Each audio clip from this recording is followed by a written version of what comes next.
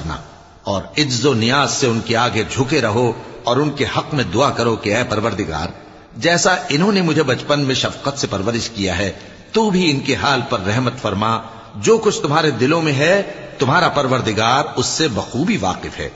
اگر تم نیک ہوگے تو وہ رجوع لانے والوں کو بخش دینے والا ہے، اور رشتہ داروں اور محتاجوں اور مسافروں کو ان کا حق ادا کرو، اور فضول خرچی سے مال نہ اڑاؤ،